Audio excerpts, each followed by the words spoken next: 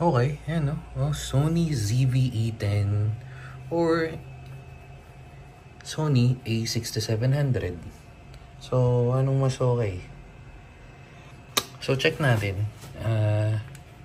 Yung Sony ZV-E10, may kit lens siya na 16-55 OSS na yan.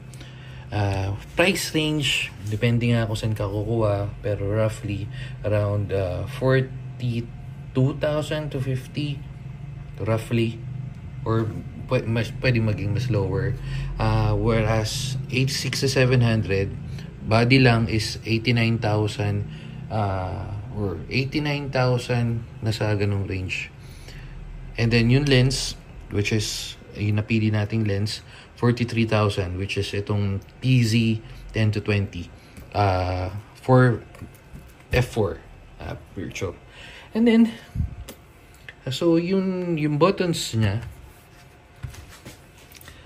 yan yung buttons niya. So meron kang speaker, yan, on off switch, ito lang.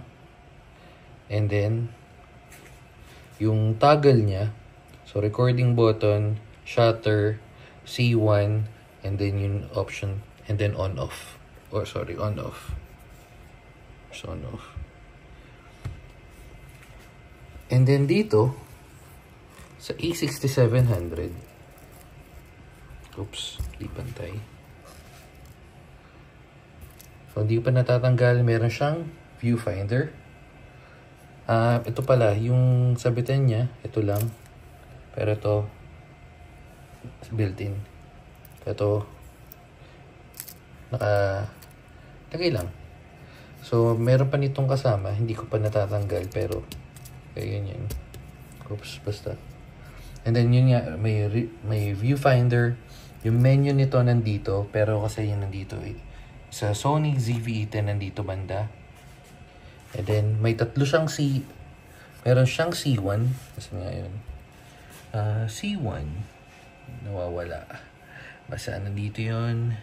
Pero yun may C2. On-off, may toggle nandito. Record, shutter, toggle. And may switch na siya dito. Na pwede mong portrait, auto, manual, 1, 2, 3, and or auto. And then another toggle for video, for picture, or for slow motion. On off, autofocus, F function key. Same, itong toggle nito or itong bar na to, almost the same. Delete and play, almost the same. Yan. So, yan. Mapapansin nyo. Oops. Pagdikitin natin.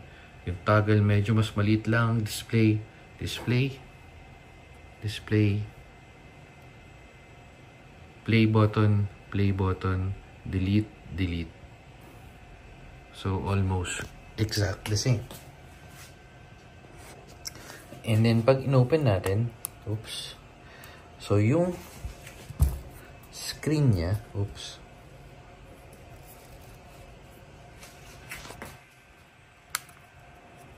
Screen niya, almost the same. Let it tilt. Yan. Wala lang siyang nakalagay na Sony, pero not a big deal. Naikot. And then, pwede mo pabalik ta rin. Same as sa 6700. Pero syempre, sasarado natin yan. Kasi, madudo yan. Okay. Let's go sa battery. Yung sa battery niya, aftermarket, yung supports na lang pala sa gilid. Left side, makapansin nyo naman kaagad, mas malaki yung body. Also, papakita ko din sa inyo, para sa akin, mas maganda yung grip ng 6700. Yung sa ZV-E10, medyo tight yung grip eh. Ayan o, medyo kapos.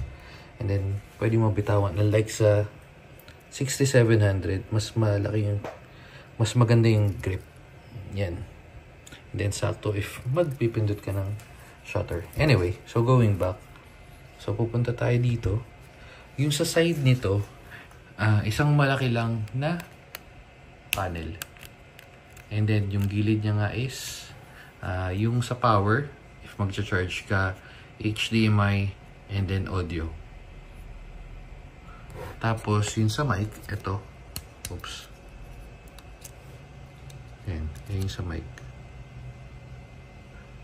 And dito naman sa 6700, ang option niya dito is sa pinakababa, HDMI and audio. Headset. Nandito na, maganda dito kasi nandito na yung SD card. So, wala na yan. Isa lang SD card. And then sa taas, oops.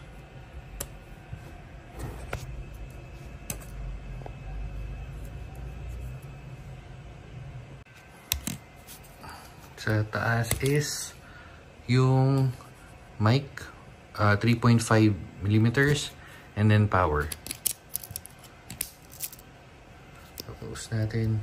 Weather seal, so mas makikita nyo sa website nila, kahit sa Sony mismo, nakalagay din parang weather condition. Pero syempre, di ba, hindi naman natin ibabasahin yan.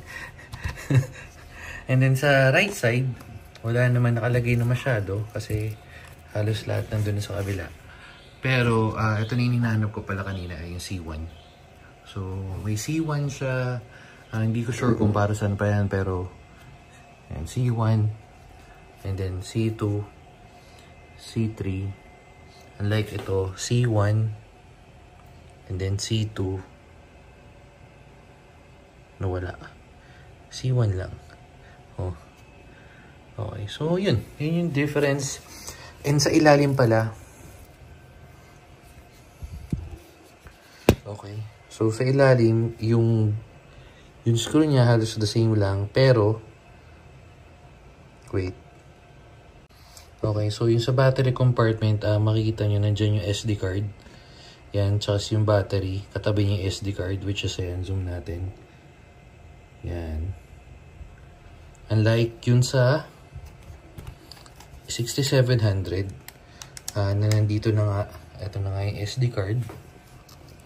Tapos yung sa baba is, wait, yan, yung sa baba, battery na lang kasi nga nasa gilid na, or nasa side na yung compartment ng SD card, yan. And, other than that, syempre, kailangan nyo ng battery. Yung battery ng 6700, hindi nyo pwedeng gamitin sa, or yung ZV-E10 sa 6700, una mas malaki. Ito na lang, well lang. Nakalagay kasi yung original na battery, pero for reference, ito na para parehas. Yan, nakikita yung size, sobrang laki ng difference. Kung gusto nyo gumamit ito, syempre hindi gagana kasi nga, you know.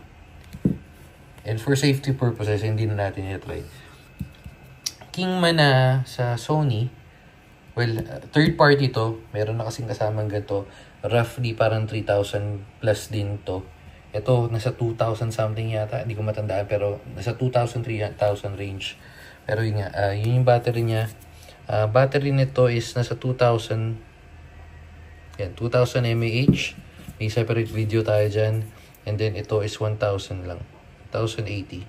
Pero yung original nito, 1,020. Yun. And all goods. Hindi pa natin masyado na-explore yung 6700, pero for the first 2 days, mas trip ko to. Mas magandang grip para sa akin. Although, syempre, mas mahal.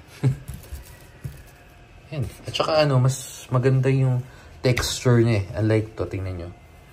Medyo makinis. Ito medyo may pagka-rough.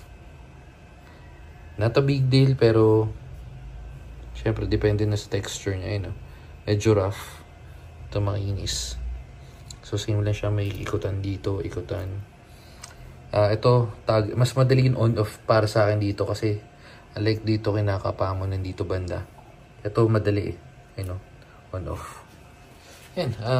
Yan lang quick review. Or, hindi naman talaga siya review, pero kung comparison lang, ZV-E10 and then 6700, roughly around 50,000 difference nila. Syempre, pero ito may kit lens. Again, pwede kang bumili nito na may kit lens online. Although sa local market wala pang available. As of this sa ginagawa nating video na to, wala pang ako nakita na may available na kit lens. Kung meron man, malamang wala siyang local warranty. Yung natin nabili natin sa Henry's. Meron tayong yung body pala nito. Yung body na nito 2 years warranty plus 1 year after mo mag-register. So kailangan mag-register. And then yung lens is 1 year plus 3 months if you register. Ito under warranty pa rin. Speaking of, hindi ko pa pala ito na-register. So kailangan ko ma-register. Hindi ko sure kung pwede pa, pero yun. Ito pala, binili natin to, hindi to kasama. Ito yung Bluetooth na nakapalimutan ko na yung pangalan, pero wait, nandito yata. Wala.